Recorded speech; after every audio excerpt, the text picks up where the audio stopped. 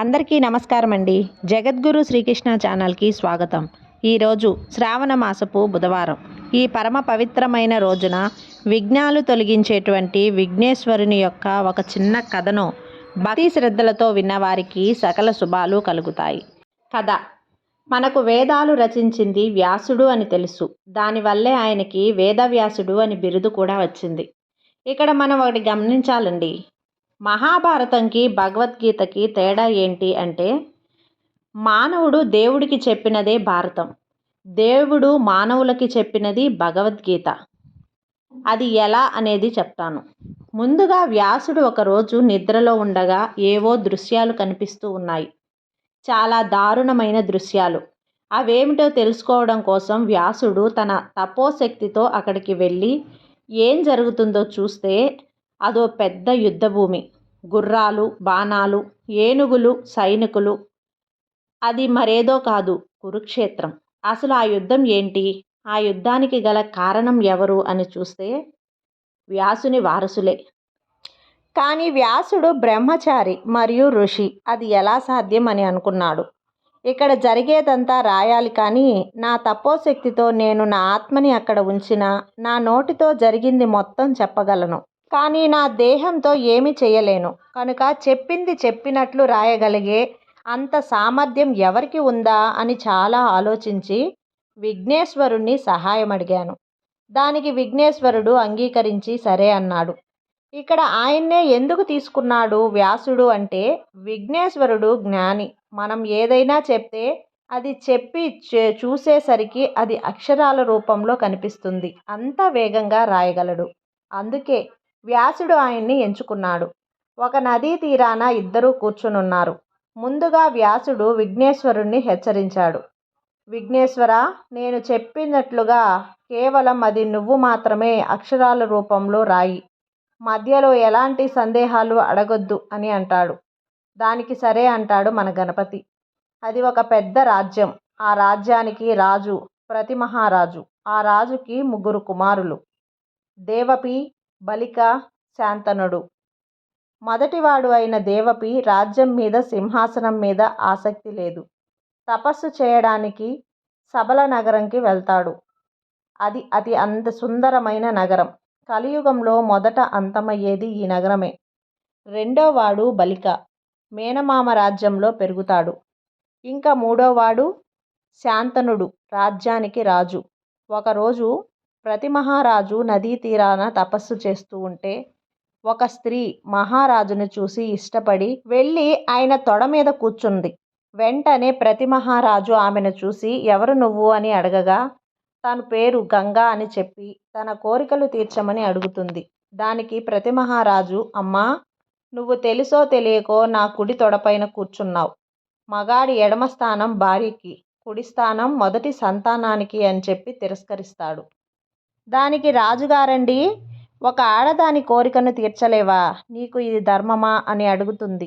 దానికి ప్రతిమహారాజు, నేను నీ కోరికను తీర్చలేను, కానీ నా పోలికలతోనే నా కుమారుడు ఉన్నాడు, తనని పంపుతా అని చెప్పి బయలుదేరి వెళ్ళిపోతాడు. రాజకుమారుడు అయిన శాంతనుడిని పంపిస్తాడు. శాంతనుడు గంగా యొక్క రూపం చూసి తన ఛాయను చూసి ముగ్ధుడవుతాడు. తనని పెళ్లి చేసుకోమని కోరుతాడు. దానికి గంగ, కొన్ని షరతులు ఉన్నాయి, దానికి నువ్వు ఒప్పుకుంటేనే నిన్ను పెళ్లి చేసుకుంటాను అని చెప్తుంది. నేను ఏ పని చేసినా ఆపకూడదు, ఎందుకు ఏమిటి అని అడగకూడదు, అలా అడిగినా ఆపినా నిన్ను వదిలి వెళ్ళిపోతాను అని చెప్తుంది. దానికి శాంతనుడు, మహా అయితే ధనం ఖర్చు పెడుతుంది తప్ప ఇంకేముంటుంది అనుకుని సరే అన్నాడు. అలా వాళ్ళ ప్రేమకి ఒక ప్రతిరూపంగా ఒక కుమారుడు పుట్టాడు.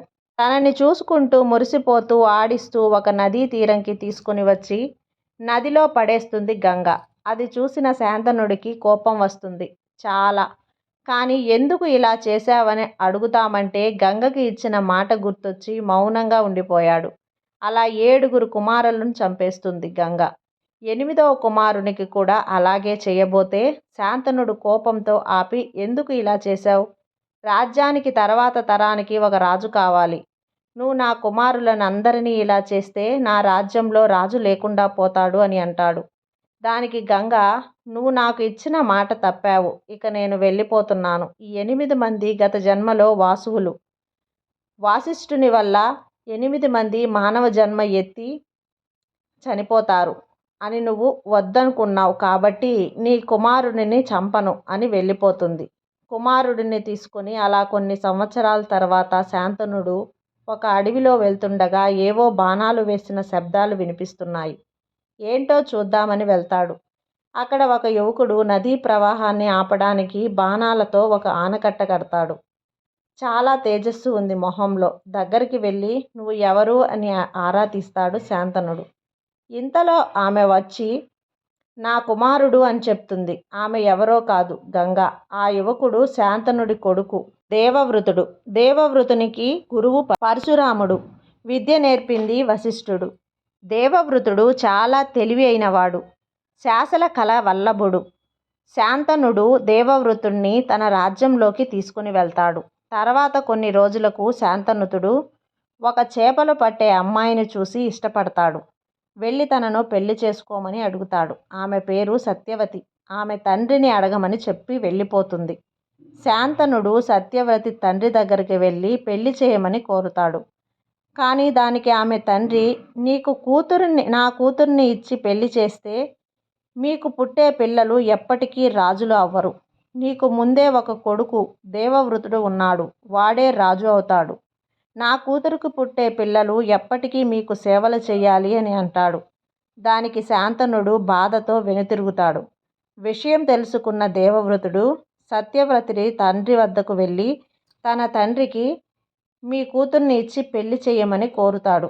దానికోసం తను రాజ్యంని వదులుకుంటానని మాట ఇస్తాడు. అయినా కూడా సత్యవతి తండ్రి ఒప్పుకోడు. నువ్వు రాజ్యం వదిలినా రేపు నీకు పిల్లలు పుడితే వాళ్ళు ఇప్పుడు మీ నాన్నకు పుట్టిన పిల్లలకు గొడవలు అవుతాయేనని అంటాడు.